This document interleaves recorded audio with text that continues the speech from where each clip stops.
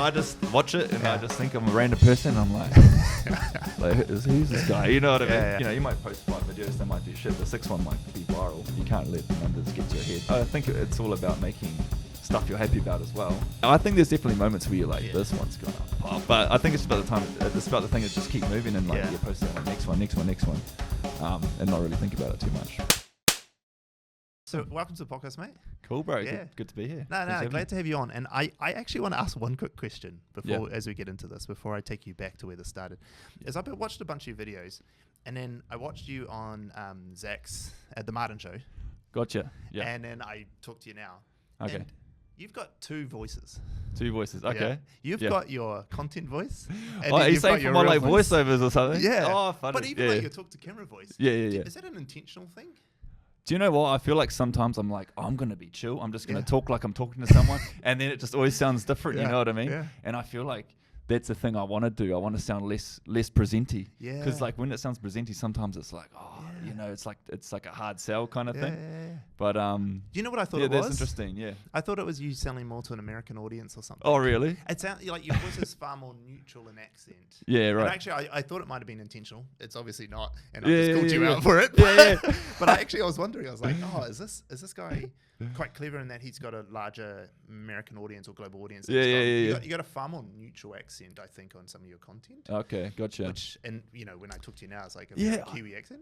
I feel like sometimes having the Kiwi accent might be more interesting. Yeah. For a foreign person, they're like, oh, where's this guy from? Yeah. Like, because it's different. But we find it actually quite interesting that it is interesting for people to hear a Kiwi accent, but it's less familiar, so they don't like they get. I wouldn't say turned off, but we find like Joni, who's the face of our brand. She has like this Filipino American Kiwi accent sort of butcher thing, and a lot of people think she's just from America. Yeah. And so we have a real large American audience because of it. Gotcha. And when we are like a lot of people in New Zealand didn't know we're from New Zealand because her voice was the front of it. And it was until I talked that they're like, they're definitely Kiwi. So I actually, when I was watching it, I was like, I wonder if this is intentional, because it's kind of smart, because I would say that like a big audience for you is probably global. Is that correct? Yeah, definitely. Yeah. What is the makeup of your audience? Just out of interest. It's so random. Like the top 5 countries are like America, New Zealand, India, Australia, and then the 5th one's like, I think it keeps changing. It's like Indonesia or like Brazil or something. Yeah, okay. Which is random. I kind of get India because that's like the biggest population in the world that has Instagram. Yeah. You know, China doesn't have it. Nah. And if you get like a viral video, there's going to be heaps of Indians watching it. Exactly. Yeah. Did you see a big spike in your Indian audience from whenever you go to India? Did you see a spike there like that? Yeah. So I just got back last week, and like I've got some cool videos I want to post. I just haven't edited them yet, but I posted one. Yeah. And like you said, like I'll show it to some people around New Zealand, and then all the new viewers, just Indians. Just Indians. Yeah. But you know, the algorithm finds it. It finds that Indians interested in it. I was like, okay. Yeah. I mean, for them, it's like, hey, it's like when Kiwis see something like Kiwi abroad. It's like, oh, it's Kiwi. Let's all jump on it. Yeah, it's pretty like much. When other cultures see their people. Okay, I took you on a tangent. I just called you out for changing your voice. Sorry, but I actually thought it'd be quite interesting to ask. Hey, like I said to you off camera, I've seen all your content, but I don't know where this journey started for you. Like, I don't know a little bit of origin story. So give us in like the next 5-10 minutes. Like, what is that elevator pitch of where you came from, how you got into this, and where did it all start? Yeah, gotcha. So I was a graphic designer for about 9 years. And then I saw a YouTuber, Sam Calder, who's like a classic travel creator.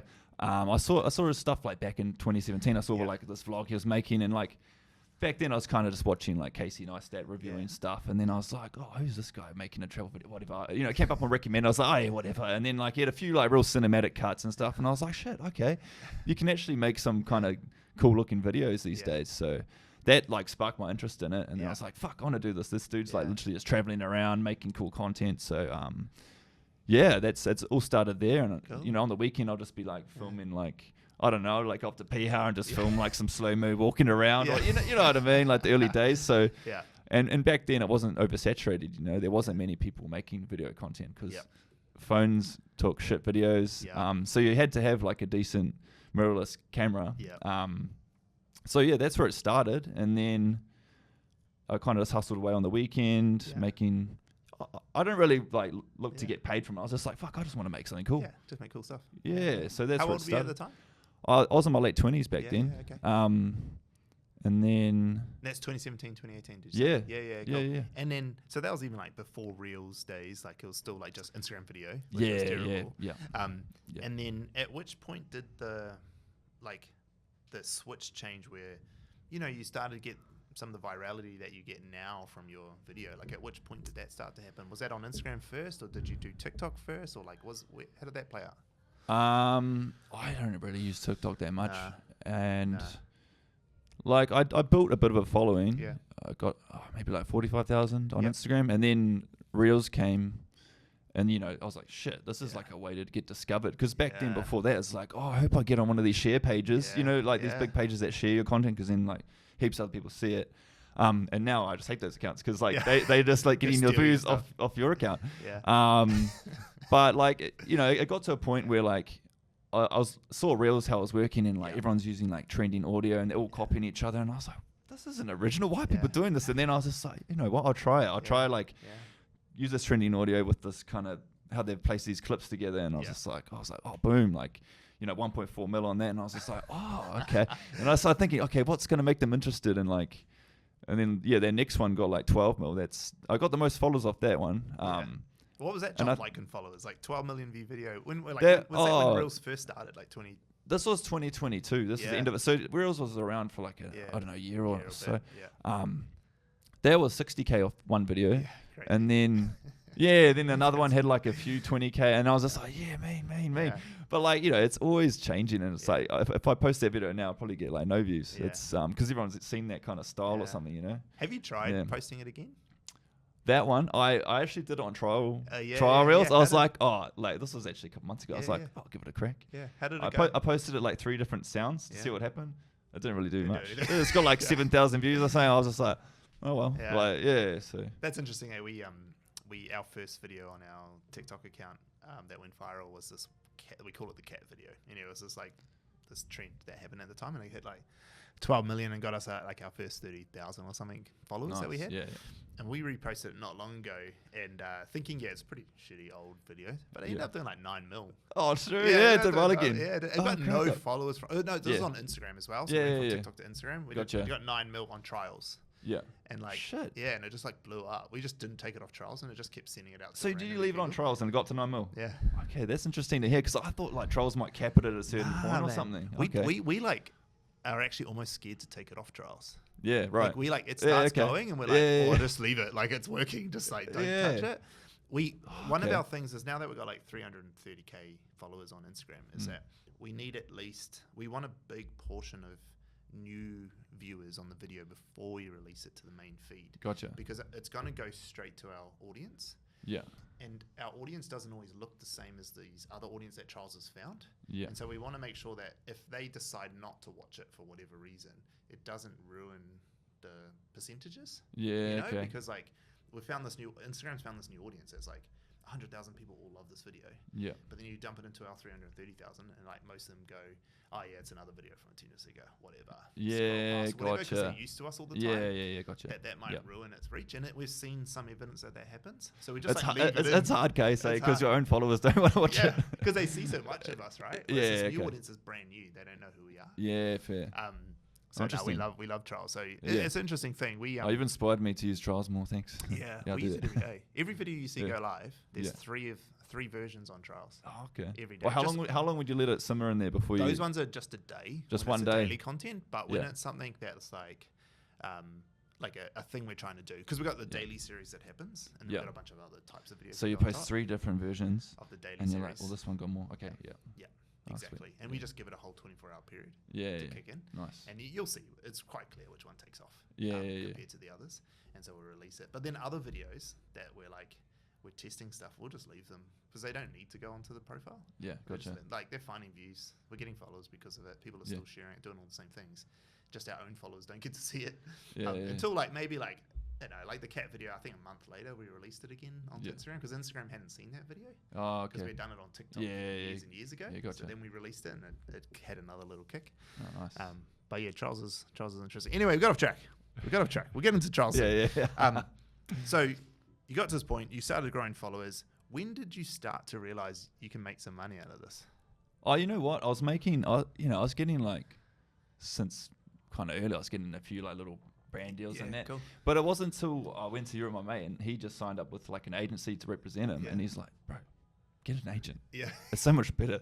They're going to hustle for you and they're going to do this. And like, because I actually chatted to one before and they're like talking about taking the percentage and all this. And I'm thinking, I don't know if I need this and all this. Yeah. So like once I got an agent, I was just like, oh, okay, this is way easier. Don't have to like think too much, and they're going to hustle like a good price. And then whenever like they send me a job, I just know it's good money. It's not like I'm not mucking around, you know what I mean? And when there's better money, I can do, I can make better videos for the brand as well. So it's like, in both ways you're winning. Nice. So it's always kind of been there, but then like, was it when was that Europe trip? Like what date are we at? That was in 2022. 2022. Okay. Yeah. So not that long ago. Only really when that reel started to take off. Is that it? It was actually before that. I got an agent just before that, actually. Cool. Yeah. Yeah, nice. And then how has that been over the last sort of 2 or 3 years? So are you still with the same agent? Yep. And from your perspective, like, is that as a percentage of revenue that you earn or income, how much are your brand deals versus like say the LUT packs that you sell and all these sorts of things? I don't make much off LUT packs. Yeah. Now and then you make a sale, and that's cool because that's just like easy money. Yeah. But like if I'm talking about just me posting on social media, the brand deals, that's pretty much the only money I make. Yeah. Okay. Interesting. Yeah. But apart from that, it's obviously good for awareness where I get clients for video jobs. Yeah. For just I'm making stuff for other brands. Yeah. But yeah, no, it's a decent chunk of money. Like, and some of them come through like with nice budgets, and I'm like, okay, like. Yeah, that's a bit of money. Like, cool. Yeah, I'll do it. Yeah, nice. yeah. So this is your full-time gig then as well, or do you do other things? Like, you obviously make videos for other brands. Yeah, I just make video for other brands. Like as a freelancer. Yeah, freelance videographer. Yeah, a little bit of photos. Yeah. And brand content on my page. Yeah. And then I'll probably do a tiny bit of graphic design work, maybe 5%. Yeah. And then sometimes I do. I've actually got like a Chinese PR agency that I work through sometimes, and it's super random work. Yeah. Like they might be doing like a live stream with a celebrity, and they want like a white guy to wear a suit and pretend to be someone, and I'll like that's another thing I do sometimes. That's funny. It's just funny when I work, and I'm just like, this is crack up. Like, and they were speaking Mandarin, I got no idea, and then like they'll have like a card like saying the price is too high. Can you? It's good. That's so funny. I love that. Just for clarity, like the freelance work versus the brand deal work, what's the split do you think in revenue? Like how, like is it 50-50, 70-30? I think I probably make more money in freelance work. But I think the brand deals might actually get him quite high in the last year's work. It'd be good to look at it actually now that the tax year's over. Somewhat close, or the freelance stuff makes a lot more? I think it might be kind of close. Yeah, okay, interesting. Maybe, yeah. I just think it's interesting for people to hear too. Like, the LUT thing's an interesting one because it's like your only link in your bio. Well, I don't know how often that is the case, but currently it is to go straight to there. And I think a lot of people would assume, oh, this is what he does. He sells LUT packs. Oh, true. No, because like people don't know, and they just think, he's got all these viewership. This must be what he does and how he makes his money. Yeah. And I kind of saw it and I was like, there's no way this guy's selling enough of this at $20 to fund this lifestyle. Well, I don't even push it that hard. I think I made like one reel about it and I was like, oh yeah, maybe I'll do one again one day, and they can make money. They can. But it's not compared to the other stuff I feel like there's a sweet spot like 2018, 19 where like Lightroom presets you could just fucking make like bank on them. Yeah. And like, it's kind of gone now. But like the apps themselves sort of just build so much of it into it, that people can't. It's easier for people to just use the inbuilt ones because they can't be bothered. Yeah, it's an ease thing. Yeah. No, but I think it is interesting for people to look at that. Like, I still get a lot of people who come and see me going, "Oh, these digital products are like the hack to get really rich off my social media," and I was like, "That's just not how it works. Like, if it was that easy, we'd all fucking do it." Yeah, exactly. But hearing that actually, like a big portion of your revenue is still you just going out and working for it, making videos and stuff, which is cool because you're doing the thing that you like doing anyway. But I think that's quite like good for like other creators to hear, because there's a lot of like FOMO out there of people being like, oh, this guy's fucking cranking out, he's doing this, and which you are, but right. You're not just doing it by sitting back doing nothing. You're actually out there hustling, working for this money. Yeah, totally. Cool, which is quite a good thing. Like, so from your perspective, how does that grow though? Like, what do you hope it becomes? Do you hope that you're getting more and more brand deals? Do you hope it, like, where do you, in the long term, like 5-year plan, where do you hope the revenue shifts to? Yeah, exactly. Hey, that's a good question. Yeah. Like, hey, I wouldn't mind the social media route, getting way more followers, bigger brand deals. You know, that I think that's fun too. Yeah. Or I could just go the other way and just like start a small production company. But then I really like the flexibility and just being able to just travel. Yeah. You know, like in 2 weeks, I'm like, okay, I'm just going to bugger off. Yeah. Like, I might have some client work to do, but I'll be like, oh guys, can you just like wait like 2 weeks and I'll be back and then do it then. And like, you know, if you've got a team of people you're working with here, you can't really just like leave. No. So that's been my situation for like the last couple of years. I've just been like, like, because sometimes I get super busy and like, you only need a few clients when you're a solo freelancer where you're like, oh shit, I'm like swamped right now. Yeah. And you're like, oh, I could get like an edit, I could do this, and you know what I mean. But I was like, actually, I wouldn't mind just like being able to just leave whenever I want and travel and whatnot, and that's what I've done. So, what's the appealing part of that for you? Like that freedom, what is it? Like, how old are you now? You must be in your 30s now. Yeah, I'm in my 30s. Yeah, and so what is the appealing part of that? Like, I don't get me wrong, I get it, but like just from your words, like to being able to travel. Yeah, travel and the freedom, and like, what is it that? Because, you know, there's other people, and this is kind of weird for some people who do this, who's like, actually, it doesn't appeal to me at all. I really just want the stability of a house and a good job and a family. Gotcha. And, like, yeah. Like, so for you, what is the appealing part in your 30s, like doing this? Because a lot of people would probably be like, yeah, maybe in your 20s, bro. Dude, you just like around, I get that spot like around, if I've been home for like 6 weeks or like maybe 7, 8, and then I'm like, fuck, I need to go somewhere. Yeah. What am I doing here? Like, and especially being in Auckland, I don't know, I just get kind of bored. Yeah. And I've traveled around New Zealand quite a lot, but that's kind of just, I get bored of that too. Yeah.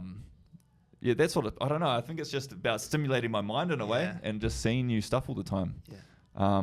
Which, I don't know, might sound funny, but it's just how it's been. Yeah. What do you think it is that, like, you chase in that? Like, and listen, I'm not trying to get too deep with you, but like, what do you is that you're chasing that? When you go to these experiences, like, what do you take from them?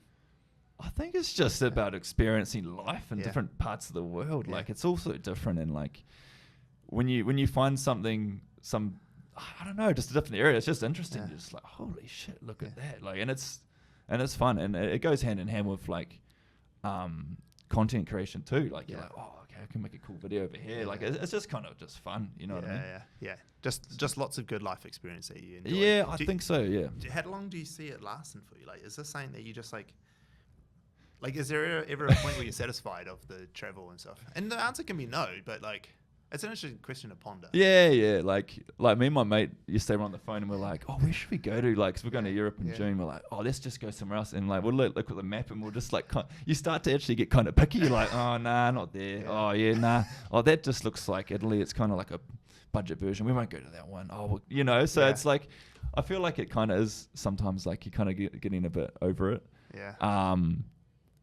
But yeah, no, I wouldn't mind like a slower life, like staying here more. Yeah. But yeah, just see what happens. Watch the space, really. Yeah. So. It is an interesting thing. I only ask you those questions because like I'm the same, right? Like I've traveled heaps in my life too, and been like all around the world and different travels.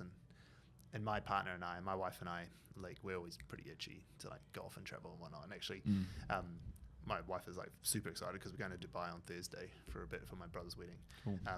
And we haven't really had like a proper holiday for a while. Like every other trip's been for work. Yeah. And so she's like, fuck, can we just do a proper holiday and experience some stuff? Yeah. But because we traveled so much, the weird thing I had was, you know, the first time I traveled outside of New Zealand and Australia, it was like epic. It was like the biggest, coolest thing I ever did. Yeah, and then I did this like 4-month backpacking around Asia.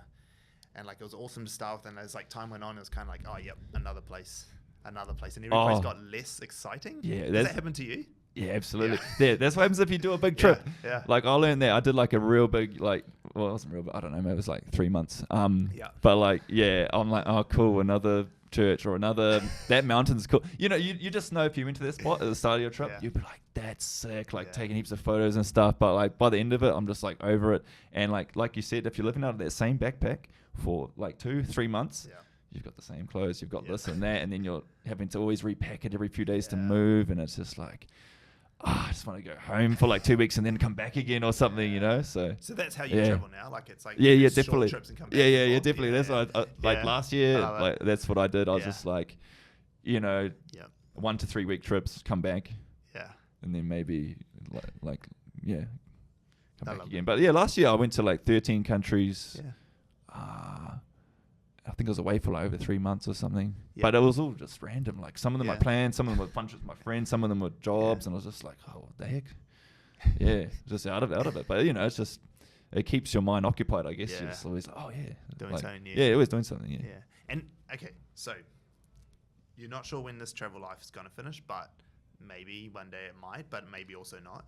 So how does this like career grow? Like, does it just become more followers? Do you like? You talked about not really sure about a little production company because then I'm tied down. Like, where does this where does it go? Where does this career go? Like, that's the one. Oh, well, it's like how hard do I want to grow my following and do that kind of brand deal kind of thing. I think if you do that, you're going to get better freelance work anyway. Yeah. If more eyes are on your stuff, and if you can show that you can produce high-end content, not just clickbaity kind of stuff. I feel like it's a mixture if you want to get freelance clients. Yeah. Or just like you said, just going full production mode. Yeah. Yeah. Yeah. It is a hard one though, like when life's good, how do you know to why it would change too much? Because life's pretty good for you right now. Yeah, right? Exactly. I feel like I'm just floating around. I'm like, do this, do that. You know what I mean? Yeah. But at the moment I'm quite excited because I feel like I go through waves where I make content and then I'll be like, I'm kind of just like over it now. Like, who am I even making this for? Like, but then you get kind of inspired. I'm like, I'm gonna make all this stuff. So, I'm at that point where I'm like inspired and I just shot heaps of stuff in India. I'm like, I'm gonna can't wait to post it all. So, how did those cycles go? Like, why do you get to a point of it being kind of boring, or like, what happens there? Oh, I just feel like sometimes you can spend all this time and not get rewarded for it, and that's how it is. Like, and yet that shouldn't deter you because you might post 5 videos, they might do shit. The 6th one might be viral. Yeah, and like you can't let the numbers get to your head. But I think it's all about making stuff you're happy about as well. Yeah, but also making stuff that the crowd wants to see. Yeah. So I just tried just keep making stuff that's different as well. Yeah. Does that has that and does that play in your mind a bit? Like when videos don't perform well, like does it eat up much energy? I guess it can. Like like when you get like a viral video, you're like, oh yes, give me some more views. This is good. Hits. Yeah, give me some more. Like it's funny, and everyone's like the same. It's like, oh yeah, that was good. I think there's definitely moments where you're like, this one's gonna pop, and then you're like, oh okay. All good. But I think it's about the thing to just keep moving and post that one, next one, and not really think about it too much. But if one does pop, you're like, okay, why did it work? And then you kind of figure out why and then implement that into other stuff. How do you go from like being in that low to getting yourself back out again? Because like I've talked to lots of creators where that dip's a real big thing for them, and that they have these like periods of time where they I don't feel like creating anymore, I'm fucking over it, or it's not working or whatever. Yeah. How do you pick yourself back up and go again? Book a flight. I think if something's just interesting pop up or you just get like a cool idea, that's when it's gonna go again. Yeah. How do you get it from a mindset perspective though? Like bring yourself out of that rut. That's a good question. How do I bring myself out of there? I don't really feel like I'm never in like a big rut like that. Yeah. But it can deter you if you're like grinding away. Yeah. And it's like being doing content creation for your own page. Yeah, you're like kind of losing money, right? Like you're not getting paid all the time. Nah. But then like when you do get paid, it's like you're like okay. Yeah. Like.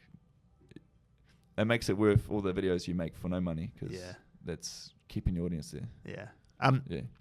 So the travel, from the outset, you're a travel influencer by the looks of it. Like that's the feel that I get. But what did you call yourself? Because that's what I would call yourself. So your eyes squinched up when I said that. So I guess it is kind of a travel creator. Yeah. I feel like it's travel creator / creative video in a way, if you know what I mean. Yeah. It's like my audience could be like younger, like videographers or people just wanting to go to cool places. I think that's the audience. Yeah. So, and do you say that creative video guy because of like the level and technique that you put into it? Like you're showcasing the ability? Yeah, I think, some of them, because you can obviously do like a travel style where you're just walking around talking on your phone kind of thing. But my style is just a bit different. And there might be like a few kind of old techniques in there or match cuts or, stuff like that. I've posted a few videos kind of like behind the scenes and stuff or like showing how it's edited and stuff. Yeah. So that's why I say like also that kind of direction too. Okay, that makes sense. Yeah. How do you grow that skill set now that you're in it? Like, is it like, do you look to other people? Is there other people that you're looking at who are sort of inspiration? Or totally. There's always other creators. I watch and I'm just like, oh, that's like, that's cool. Who's some of the people like, that you think are doing it really good? In either space? Probably like American creators.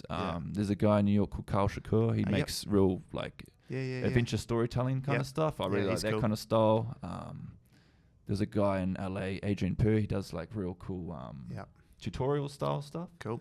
Yeah, and like I kind of watch them and like some other creators, and I'm like, oh yeah, like if you get inspiration from them, just like I used to do with Sam Calder back in the day. Like I'd literally like watch his video and I'd be like, how did he do that? Yeah. I'd download it and I'd watch it like frame by frame and I'd be like, oh okay, so he got the camera and he like went like this and like all that kind of stuff. Because some of the editing just happens so quick, but with your eyes in it, but it all just kind of works and you're like. You kind of just don't even know how it was made. Yeah.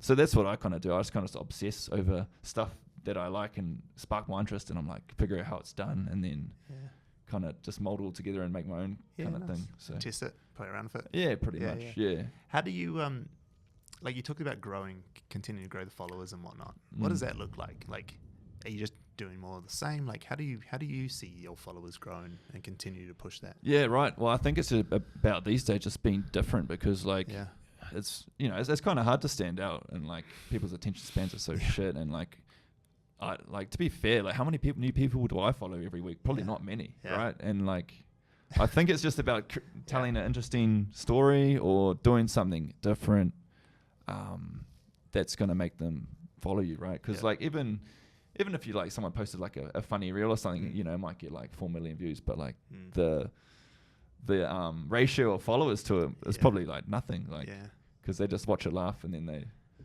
watch the next one. Is there like anything more that you think about when it comes to like strategy? Like, is it just make good video, hope it works, or is there something deeper in your strategy and how you do this?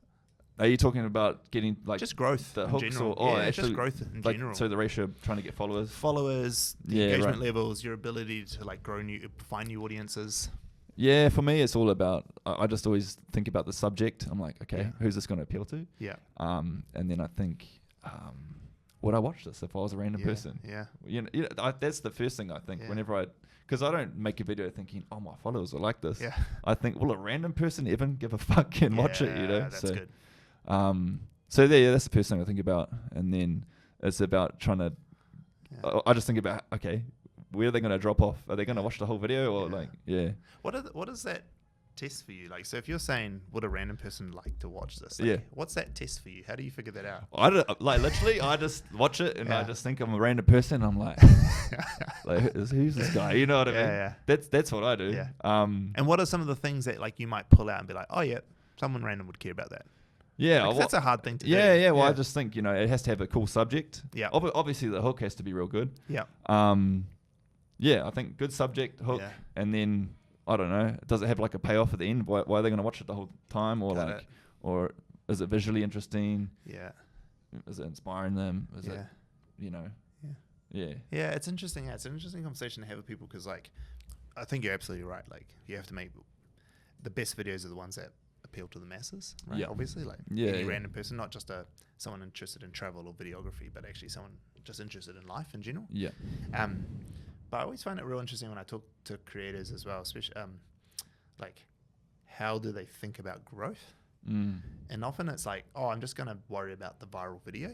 Like, I'm just going to worry about getting the video, get the views. Like, and honestly, it's like a real normal response. Right, yeah. And what's really interesting about hearing it from a creator's perspective, I think you're right in most instances. Yeah.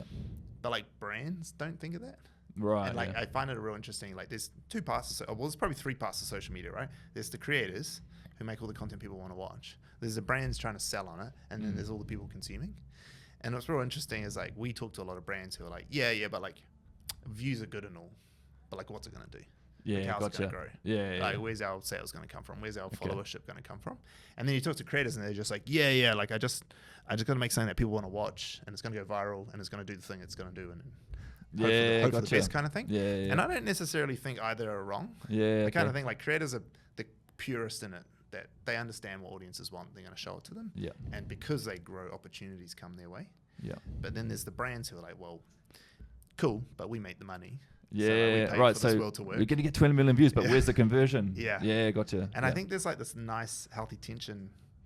Like we sit in that tension a lot because you know we've got we do about 30 million views just as a company's profiles ourselves every month. Yeah. And it's like, so we understand this part as the creators, but then we got all the brands that we work with going, okay, yeah, but like, what's it gonna do? Like, what do you do with it? And people watch our video, and so I kind of like press on a lot of creators I talk to. Like, at which point does your brand become a business, and that you start to think of it that way, or does it just go, Stan, it doesn't matter. As long as I fucking crush it here, the money will come. Yeah. Like, how do you think of that? Like, are you just like kind of like, as long as I crush it, it'll come? Or you know what, it is like a business, right? But I just feel like I just want to make cool content, and then that's keeping it going. You know what I mean? Like, obviously I'm not going to post something shit. Of course. Well, you just post some random video on my phone in this room right now. You know, it's like, I feel like there's a level of like expectation there, and I think I'll just keep it at that. It's fine. As long as it keeps churning. Like, I'm not trying to like hard sell like my digital products or anything. Nah, of course not. So the money is just from brands coming on my page, and that's it really. Yeah. How does that play out? Like, do you see yourself still doing this at 45? Yeah, good question. Yeah. I guess so. I guess so in a way. Yeah. Yeah, I love that. Yeah. Why not, right? Yeah, why not? It's been a bunch of fun the last few years, so I don't see why not. Yeah. I think that's a real interesting thing, because like I think a lot of people, you're kind of unique in that that you just clearly said, why not? Yeah. Because like a lot of people would say, oh yeah, when I grow up I have to do a real thing. Yeah. But but you know, you are grown up, you're in your 30s, it's not like you're a kid anymore, like, you know, you're not early 20s to some of these kids who are doing it. Yeah. That you've realized that actually, no, this is the life I want. Yeah. It doesn't have to change. How do you so like, if you were to still do this, like, is it just something that becomes a career that you live out, like someone who's a fucking accountant and just going to do it for the next 4 years? Well, like I said before, like, it's not my full income, right? No. So it's but it drives a lot of the other stuff. Yeah, that's true. Yeah, it does drive. So, but I'm not heavily relying on it. Like, if I didn't get any brand deals, I'm not going to have a cry about it. Like, it's honestly, it's just like a bonus. And when it comes through, I'm like, oh, sweet. Yeah. That's money. And it's like, obviously it'll take a bit of a chunk of time away if I had freelance clients wanting to do something and I'm busy with that. But it's not like I'm fully relying on it. Like, it's my only Do you find income, find a lot of freelance clients and from other sources outside of like your own content and whatnot? Is it just referral based? Some of it's been through like contacts I've had before I got into this, and they're like, oh, he does video now. Like, they might watch my story that's shared to Facebook, and I'm like, okay, we'll get Dan. And then some obviously funnels through socials. They're like, oh, hey, can you film this? I've even created a few for like my mate's Instagram page, and they're like, oh, can you asking him? And then he's like, oh no, my mate films and edits all this. Like, ask him. And then it's social media definitely is good for getting that clients. Sort of clientele. I'm not at all trying to say it's the wrong thing. It's just a real interesting conversation to have. Like, because a lot of the people that I've met, they don't really look too far ahead. Gotcha. Yeah. And I'm not saying that you should, and I don't necessarily either, but like, I always kind of wonder, like, it takes a certain level of ambition to get to the level you're at. And build this life that you've had, because it's not a life that everyone can have, right? Like, you've built a pretty cool fucking life for yourself. Yeah. So it takes a certain level of ambition to get there. And then I find real interesting that like that ambition it's like a real capped ambition. Like, it's like, no, like, I'm here. Like, this is fucking awesome. Like, let's go. Like, I got you. And for me, it's an interesting bit for me to think about, because like, if anyone knows me, they're like I'm going to take over the world, or I wasn't good enough. Right. So, like, Gotcha. it's not that I shouldn't say I wasn't good enough, but it's more that my thing is, people are like, how big do you want this agency to grow, Stan? I'm like, global domination. Yeah, right. Take over the whole world. Or okay. Like, but you've already got such a good business. Like, that's the one. I know. Like, where do you cap it, right? Yeah, like, where do you cap it? Yeah. Like, because like like I said before, I was like, I could grow the other side and grow it bigger. Yeah. But then at the same time, I'm like, I'm actually kind of enjoying life. You know what I mean? And I know people that are successful and they're running bigger businesses, but they're on their phone working at 12 at night, sending emails, and they're always kind of just stuck in the thing they've created, you know? So it's it's like a it's like there's pros and cons to it. Yeah. No, it's interesting. I know. No, I agree with you. I agree with you. I agree with you. It becomes a ball and chain. Yeah. It becomes a ball and chain. The bigger your business becomes, the bigger the ball and chain is. Until you get to a point where the business is so big that there's other people that you've attached that ball and chain to. Yeah. You know what I mean? Trust them to run it for you. Exactly, right? We kind of get to a point now where I've slowly delegated responsibility to a bunch of people, but I'm still the main breadwinner for the business. I bring in all the business, I do all the sales. Nice. Yeah. So that means that I'm stuck here because without new sales, the business starts to implode, right? Yeah. So I agree with you. It's like a ball and chain. I think it's a real interesting dynamic to talk to people because it's you're right. Freedom is you've got a level of freedom inside your life now that's exciting. It's cool. It's fun. Yeah. It's inspiring. Actually, for a lot of people, because a lot of people don't have that. A lot of people, they've got to go to work to make the paycheck. Yeah. And then there's like me, who's on the fucking other flip side, is let's go for broke. Let's build the biggest thing we can. But then you kind of get stuck in it. Yeah. And I always just find a real interesting tension between the ambition of these people. Cause it takes a certain level of ambition to do what you've done. Yeah. Not everyone can do what you did. Not at all. Obviously, you wouldn't be special. Yeah. And you wouldn't have an income from it because. If everyone does it, then does it, right? Yeah. And it takes obviously a certain ambition to do what I've done and build a business. Yeah. And I always find they're interesting. There's a real interesting dynamic there of I found freedom, I found a level of this, but also I'm not satisfied in the same breath. Is also something you said today. Right. Yeah. I don't know. I just find it I got no answer to it. It's just an interesting thing for me to think about. It's where does that is there much difference between the way we both think, or or is our decision on the next stage different? Does that make sense? Yeah, gotcha. You talked about never really being satisfied with travel, always want to do something new, always chasing this next thing, jumping away and doing stuff. Yeah. Is that any really different to the thing of me going, I'm not satisfied with the size of the business, the growth of it, or whatever? Are we just looking at the outlook a little different? Yeah. Well, for you, do you look at people with bigger businesses and you're like, I'll get to that level? You probably got friends that have bigger business than you, right? I do definitely look at bigger businesses going, cool, this would be, I can't but I don't do a lot of comparison. Yeah. Because I don't really know how, business is a hard thing to compare. Yeah. But I look at people to inspire me for sure. Yeah. I'll look at other big business owners who are doing awesome shit, and I'll be like, "Fuck, that's fucking cool." Yeah. Not necessarily because what they're doing, but what it enables them to do. Maybe it's a bit of a thing. Okay.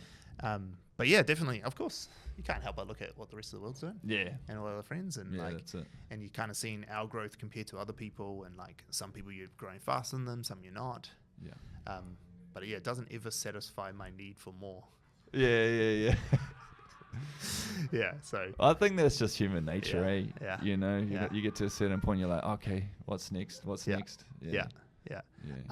Okay, so we're coming up to the hour. What questions do you have for me? How many people work here? I literally walked in here, I was like, oh, okay. Yeah. I didn't even know that it was such a big business. Yeah, we've got we're pushing 40 now. Oh, nice. Yeah, I think we're 38 currently with a couple more people starting. Yeah. Yeah, it's been a pretty crazy ride. And you just moved into this office not long ago, huh? Start of March. So it's a good looking office. I walked in. Yeah. I like the open kind of plan and the open hallways. Real mezzanine cool. And stuff. Yeah, it's a cool way. So this office has been it took us a year to find something. Oh, nice. So we didn't rush it at all. Did you kit it all out to look like that? Or? Yeah. So this is because I walked. The first thing I thought, I was like, you could set up a tripod looking down there. You could these creative angles. You know what I mean? Because it's not often you find a place like that. Nah, it's actually fucking cool. We just. A lot of the fit out was done in terms of the brick wall and all this sort of stuff. So we had a really good base to work from when we built it. But yeah, we did all the furniture and all the design and everything, and the way the cafe set out at the front and all that sort of stuff was us. But yeah, we've only been here 2 months. We got a studio just down the road. So 200 meters away, that was our old office. Oh, okay. So it's about half the size of this. Nice. But as a full studio, it's like psych wall and a bunch of all that sort of stuff. So we make content there still for our clients. So that's been pretty cool. But this was like, we needed a real office, like more and more about, like less of our team of production now, which used to be a big portion of our team. More of our team is strategy and client services, which are office people, right? They work in an office. And so we really needed that balance now. So your team of strategy about content creation, is it hard to find someone that actually gets like what goes on in people's head and what they want to watch and has that kind of social media style that doesn't look like a normal ad, like because I feel like they don't really teach that stuff. It's like you got to be super passionate to like watch a shit ton of stuff online and kind of decipher it and try it for yourself. 100%, bro. You've got to be a practitioner, you know. So like if you look at our creative team, they all make content themselves for themselves, right? And you have to, because if you don't know how it works. You don't understand the platforms very well. Nice. But then on top of that, so like Nate, who's our executive creative director, right? So he is 52, has no clue how the platforms work. Like he doesn't even try to pretend he knows how the platforms work. But what he does know is he understands like positioning and brand strategy and story, and that's probably the most important part. You're talking about like getting the hook right, like what are people going to do? What's the payoff? What's this challenge piece in the middle? I mean, that's just like classic storytelling 101, right? Like a setup, conflict resolution, and that's what Nate knows. So he understands it from like a fundamental human principle. You need the old dog who knows all the tricks to just be like, guys, you've been fuckwits. Like, that's not actually going to work. And then you need the young guys or the guys who are practitioners to be like, but this is what happens on platform. Like, this is how that same story on YouTube's told this way. On TikTok, it's told this way. Instagram's told that way. Or in static, it's told this way. And so you need all those guys, and so like it's actually like the hardest fucking job. We're hiring for it right now. It's such a hard job to hire for. I could imagine. But like typically the people we find for that role, they've got followers themselves. They understand how to tell stories and they're practicing it. The reason I'm part of that creative team with them is like, I'm nowhere near the best content creator in the team. I'm actually fucking terrible at making content, but I make so much of it. I understand it all. I understand the storytelling. I understand all the things. I'm just actually really terrible at editing and filming and all that side of the technical part of it. But because you practice it so much, and you know, across my platforms, I might have like say 50k followers across mainly TikTok and LinkedIn. It gives me the understanding of what works and what doesn't, and how the stories are told. And so without that, you can't do it. Like some other guys on the team who don't practice a lot, they struggle to grasp the concepts that the creative guys are talking about because they don't know the ins and outs of it. So it's fucking hard. If you know any good people, bro. No, it's interesting just to even talk to like a strategy person. Like I never really talked to one until I had a job in January.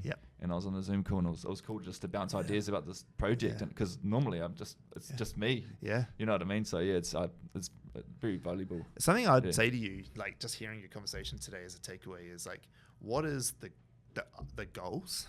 Like getting really clear on what your goals are, and not being like, it doesn't matter that like you might not want excessive growth or whatever, but just like having some direction is real important, and being real clear on what that direction is, and like understanding that it's really hard to do a lot of directions at once. Like if you're trying to go this way, you can't go these ways at the same time.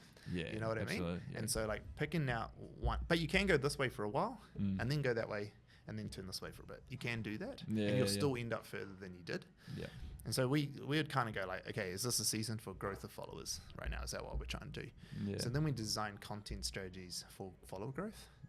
And then we'll go, okay, cool, got all these new followers. Let's do what we call service content, which teaches them a lot about us and the characters and the business. We don't talk about the product or service at all, ever. Very rarely we talk about marketing on our socials. We just talk about people and characters. But that's real deep service content. So we're trying to build a lot of trust with people. They really know us. And then other times it's just get views. Just try to get the viral view moments, right? And we're just doing like trends or whatever we need to do. Just hit these like 10 million view spikes all the time. They don't necessarily bring in lots of followers at the same rate that our follower series do. But they just like, they have those moments that the world starts talking about us. Because everyone's like, hey, who are these? Who's this fucking marketing agency? Do you ever have like a setup where you have like 5 different posts, and like one you'll try to get viral 3 will be service, 2 will be new followers, and then sometimes you mix it up like that, or sometimes we typically find that it's better to go all in on one strategy. We've tried it in the past. Yeah, but yeah. One at a time is probably easier. Okay. Yeah, so having an ideal goal is probably the better way. Yeah, but you can do both. It's just harder. It's less efficient. Yeah. Okay. Hey, bro, it is on the hour. Connor's taking his headphones off as an indication to tell me to shut the fuck up. Sweet. But hey, bro, thank you so much for coming on. I really appreciate your worries. story. And sorry I kept throwing curveballs at you, but it was real interesting to hear, and I love what you've been able to build, bro. Awesome. Awesome. Cool, man. Bro. Cheers. Nice to meet you. Yeah, you too. Cheers, buddy.